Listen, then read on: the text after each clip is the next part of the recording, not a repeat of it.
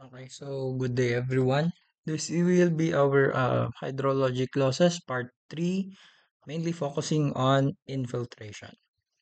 Okay, so infiltration, isa to sa sa mga hydrologic processes natin. Nag-start tayo sa precipitation and then we discussed evaporation.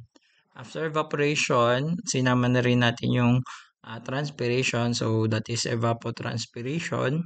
And then, next, we have this infiltration. Infiltration, yung mainly seepage of water sa ating sa ating soil. Okay? So, let's move to our discussion. Okay, so let's say we have moisture or water present in the soil from rain. Okay? So, tong tubig na to mula sa precipitation. Okay? So, after raining, karon tayo ng moisture and water sa ating soil. Okay? Infiltration, may isa kasing term dito sa ating infiltration, which is your nature's sponge. Okay? Sponge, bakit siya sponge?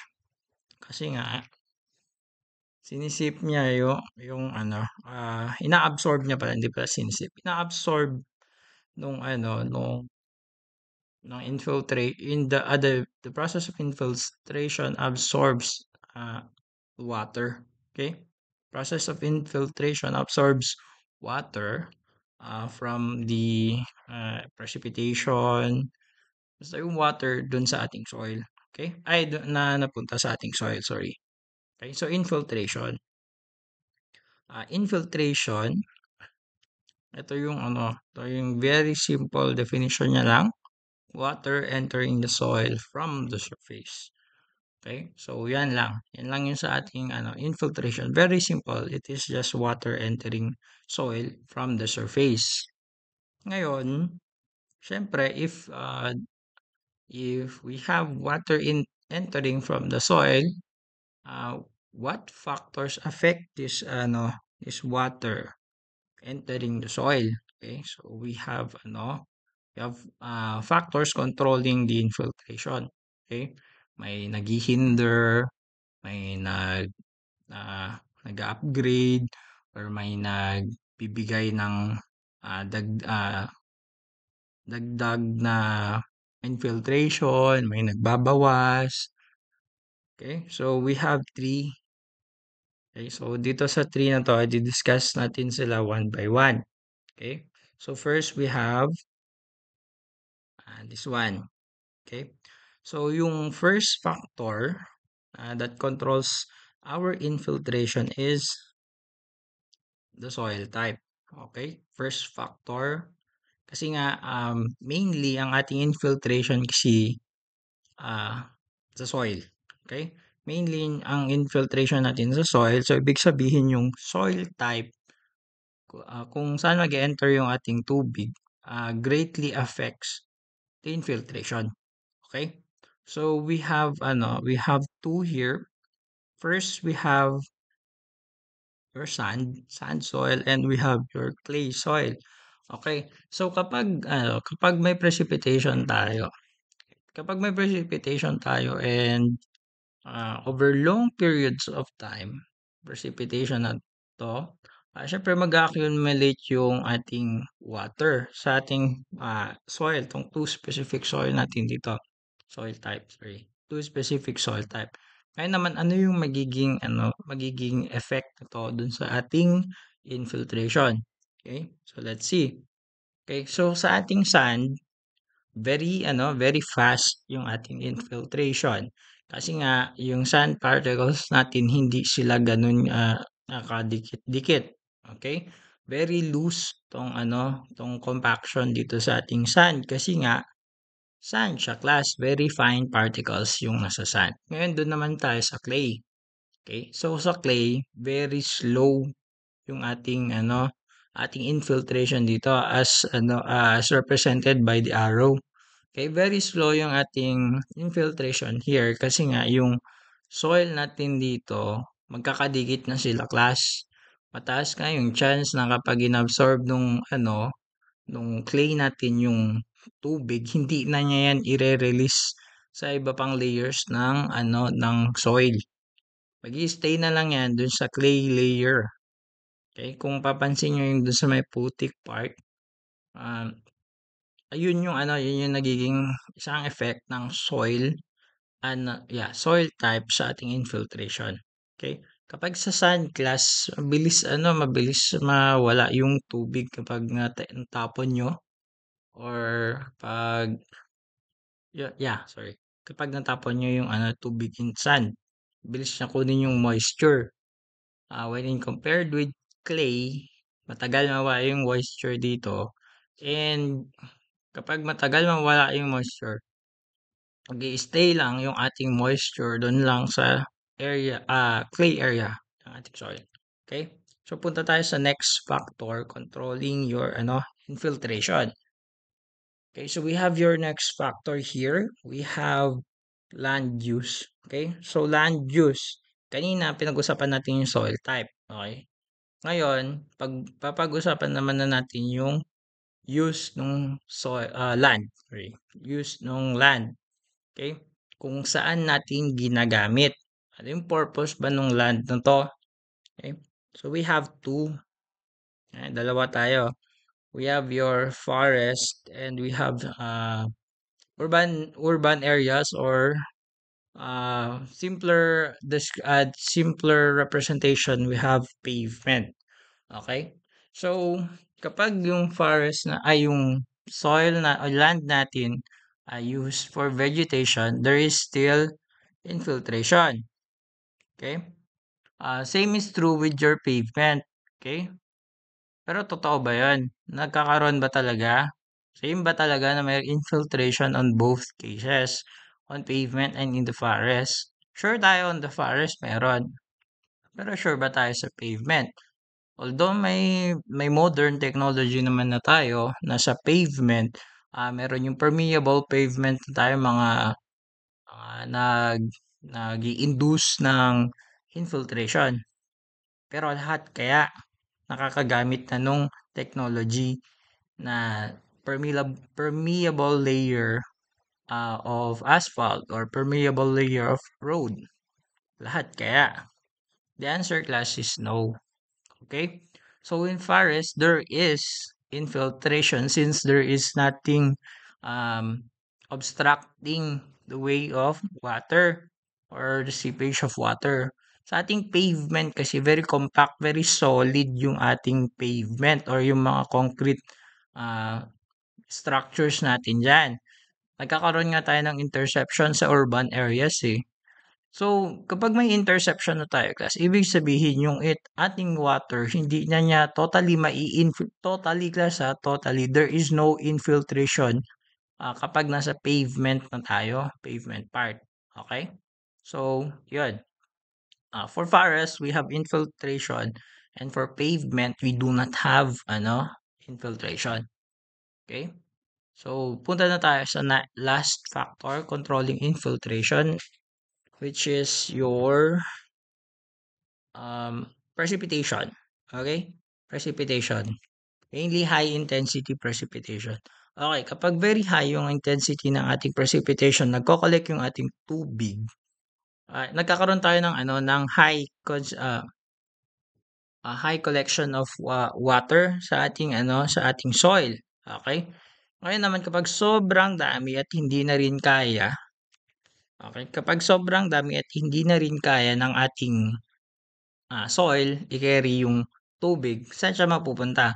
It's either sa groundwater, class, or magkakaroon na tayo ng runoff. Okay? So hindi lang pala infiltration yung naapektuhan ng ating precipitation. Nagkakaroon din tayo ng runoff since i hindi na nga kayang i-hold ng ating soil yung tubig. Okay? So kapag very high intensity yung ating precipitation, isa-summarize ko na high intensity precipitation creates high volume for infiltration and an excess which is your runoff. Okay?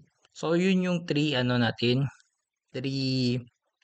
factors affecting your infiltration or controlling your infiltration. We have the soil type, we have the land use, and we have your precipitation. Okay, so factors controlling infiltration.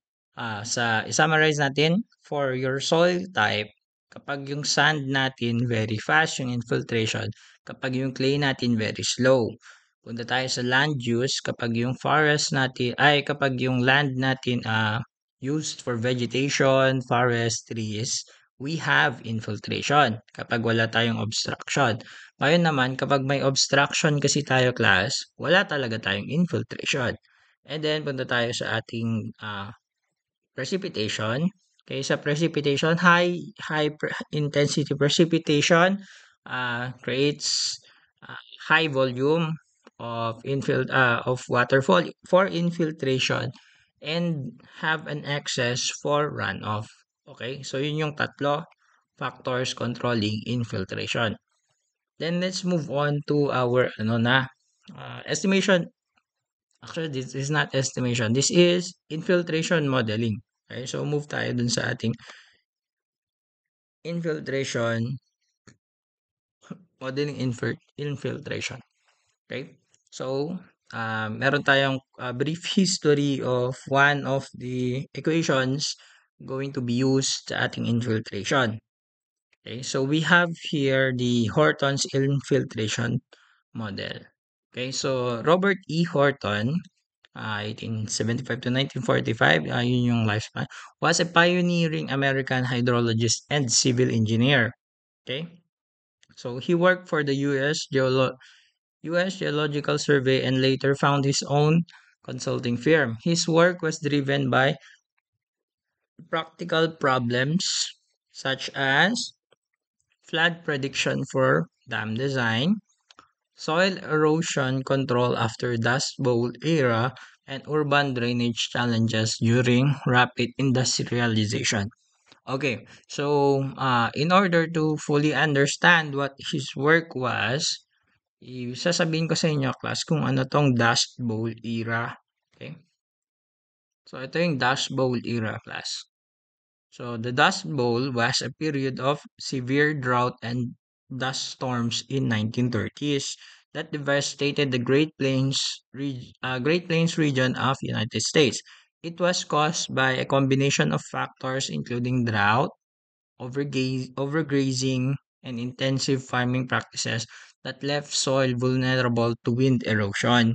The Dust Bowl caused widespread ecological, economic, and human suffering, leading to significant migration from affected areas. Yung nangyari kasi dito sa Dust Bowl area class, nagkaroon sila ng policies na hindi nila masyadong pinag-isipan. Okay, so nagkaroon sila ng mga rules about dito sa may part na intensive farming practices. Yung intensive farming practices, for example, ito yung not crop in this circulation of crops, yung papalit-palit ng crop dun sa ating area. Kung ano yung crop nila noon class, yun lang talaga yung pinaplant nila doon. Pero kailangan kasi natin ng crop circulation para ma-maintain natin yung ah, nutrients dun sa soil or para ma-maintain natin yung quality ng soil. Dapat may crop rotation. Rotation pa lang tawag, sorry. Crop rotation. Ngayon, doon kasi noon class, hindi nila gaanong, kung ano yung crop nila, kung mais lang talaga yung itatanim nila doon. Hindi na sila magbabago. Okay? Kung, ano pa ba yung mga crop nila doon? Kung wheat lang. Di na nila babaguhin yon, di na sila magro-rotate ng crops. So, kaya na-damage yung soil and yun, naging susceptible siya sa sa wind erosion. Okay? So, same is true with overgrazing. Kung alam nyo naman to, ito yung sa mga hayop, yung sa farm animals, ganun. Okay? And then ito kasing since sinabi na nga natin na susceptible sa sa wind erosion yung nangyari, nagkakaroon ng mga dust storms as shown in the picture here. dust storms class. Yan o, parang tsunami na nga yung itsura niyan eh, sa sobrang laki. Okay? So, ganyan yun. Sa, yung nangyari sa ating sa kanilang Dust Bowl era. Okay? So, now, punta na tayo sa brainchild ng ating si Horton, Robert E. Horton. Okay? Okay, so Horton's breakthrough came from experimental field data. Di daw siya theory. Okay? So in the 1920s to 1930s, he conducted rainfall simulators, spraying water on small plots of land to measure infiltration rates. Okay, so hindi kasi ako nakahanap, pasensya na, hindi ako nakahanap ng picture ng kanyang rainfall simulators. Although I will let you imagine it na lang class. Yung rainfall simulators na to, meron siyang sprinkler. May sprinkler siya. And then, is spray bottle sprinkler. May spray bottle siya. Tapos, kumuha siya ng plot of land. Rinaise niya yung plot of land. Tapos, nilagay niya sa isang container. Transparent container para ma-observe yung infiltration dun sa ating dun sa ating dun sa land. Hindi lang transparent container, nagkaroon din ng tubes dun sa dun sa land na na kinuha niya from the ground, linift niya from the ground. Tapos, yun yung pang-measure niya, pang-tingin niya dun sa infiltration na meron dun sa water. Okay? And then we have here next is the soil column experiments. Okay, so tracking how water seep through different soils over time. Okay, yung nangyari dito, I can show it to you, pero just not the real picture or not the real image, pero I can demonstrate it to you. Okay, so let's say we have three different layers of soil, okay? Soil types to mga to. Okay?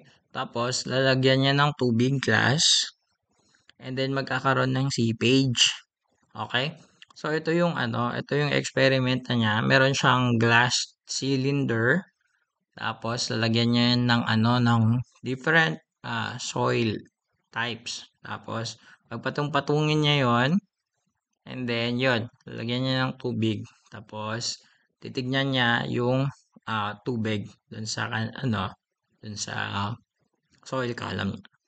Okay, so the key observations of Horton here, sabi niya dito, infiltration rates start high when soil is dry, but decay exponentially as the soil saturates, eventually reaching a steady rate. Okay? So, yan.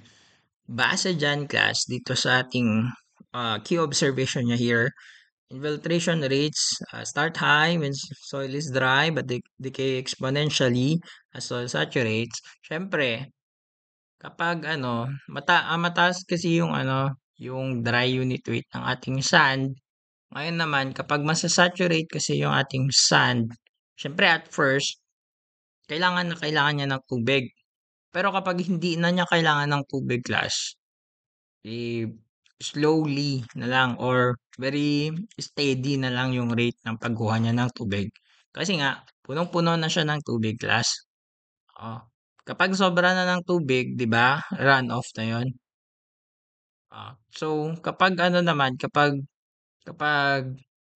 kukuha ka pa rin ng tubig, kukuha pa rin yung soil ng tubig, na hindi pa siya puno, class, kukunin niya na lang in small amounts. Okay? Just not to get dry, but in order to sustain the moisture content of the soil. Okay? So ganun yung nangyayari. Kaya steady rate na lang yung nangyayari, yung infiltration. Kapag hindi puno, pero gusto mo lang na hindi maging tuyo. Okay? So ganun yan. So punta na tayo. I think that is all for our the brainchild of our of Horton. So, punta na tayo sa formula niya. 'Di ba, meron na siyang observation. Siyempre, gagawa na siya ng model niya, class. And here we have the model. Okay?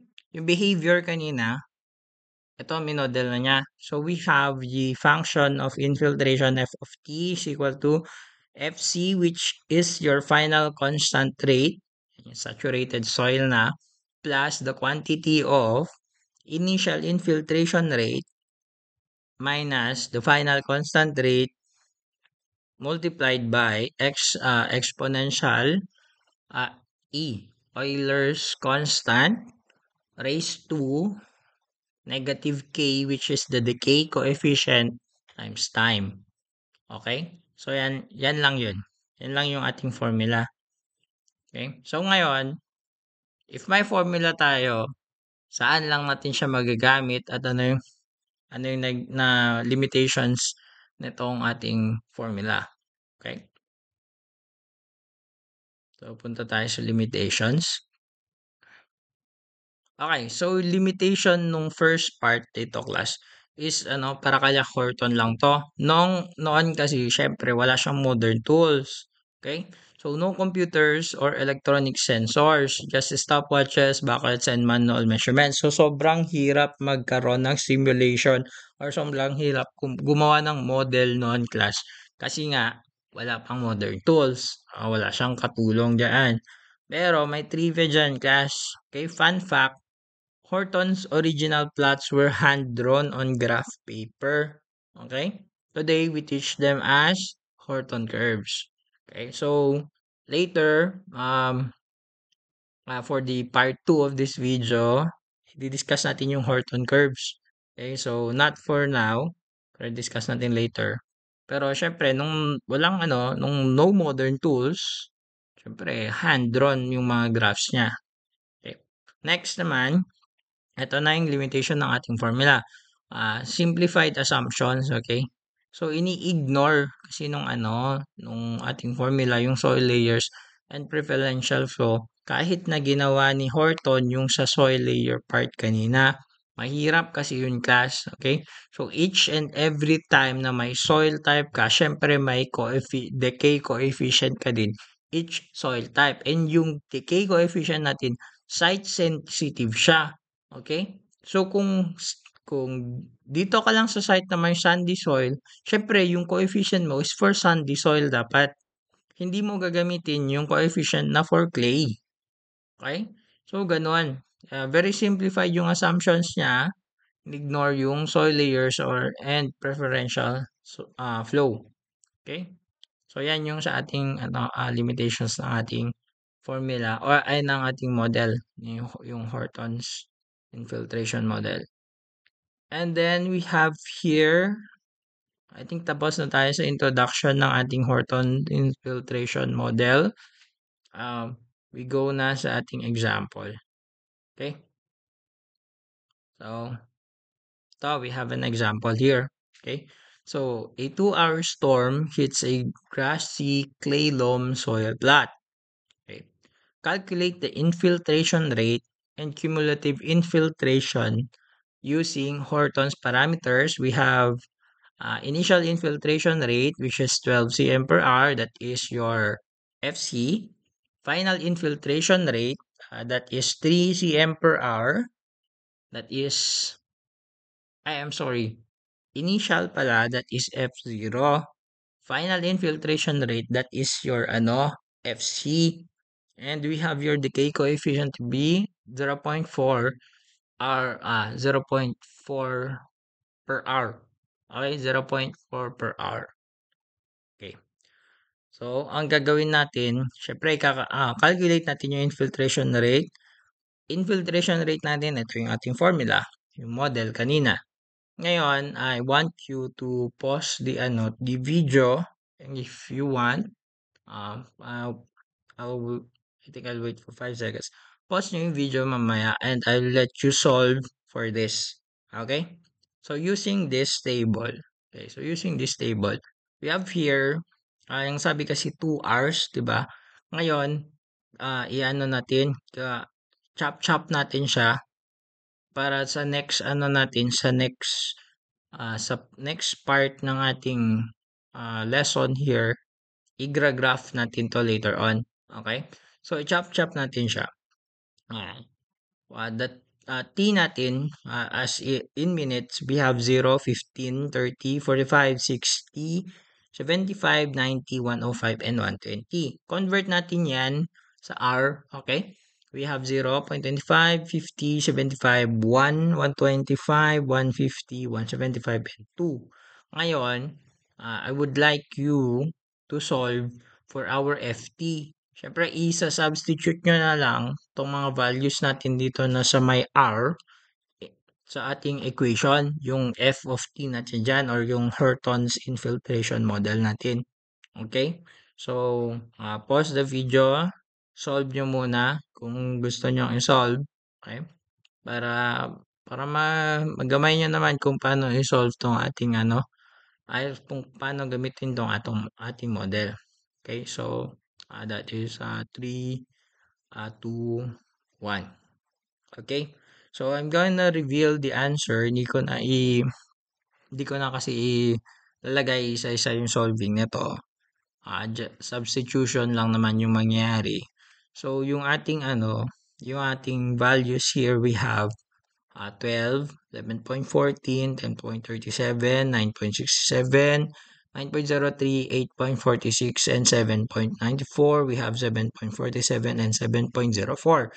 Yan ang sabi dito kasi class, calculate the infiltration rate.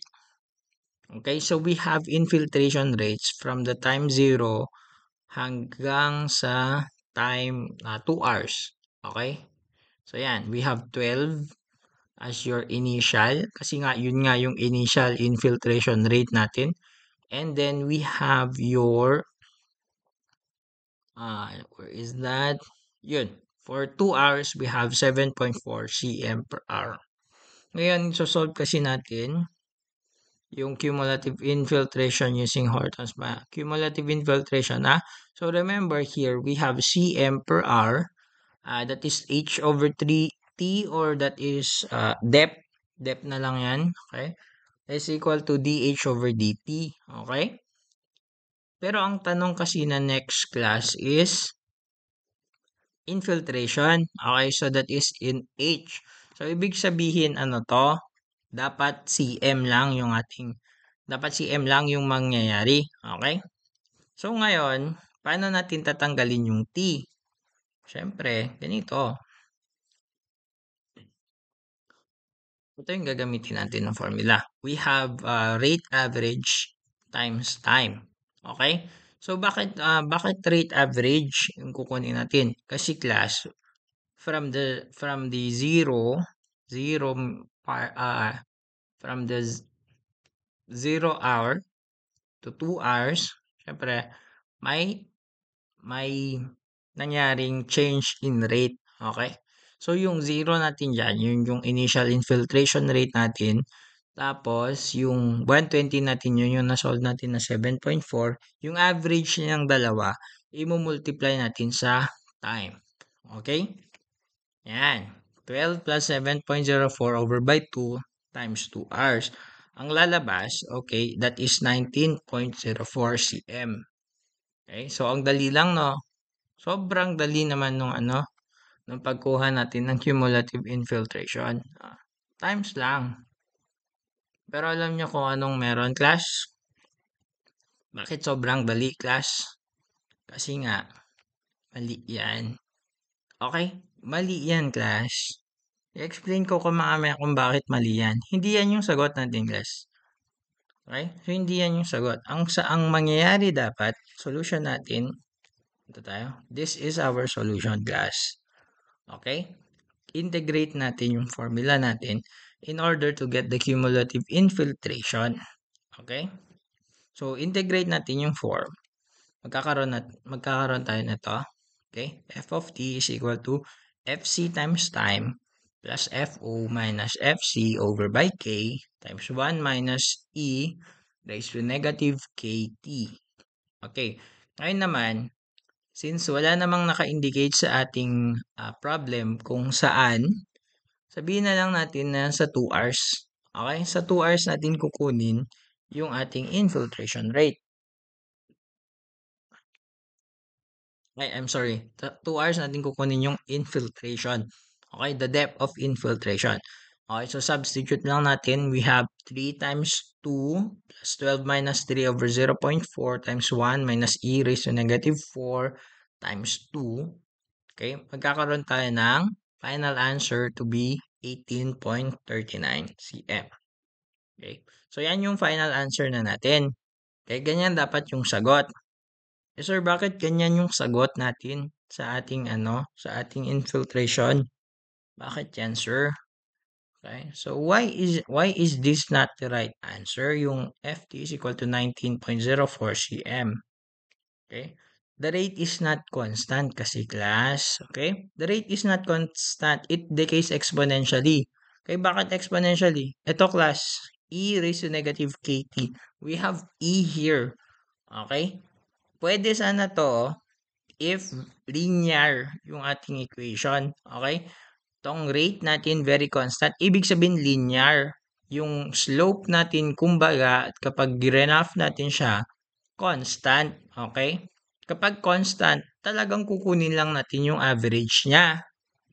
Pero dito kasi class, hindi kasi siya constant. Exponential growth or exponential decay yung nangyayari sa ating sa ating infiltration rate.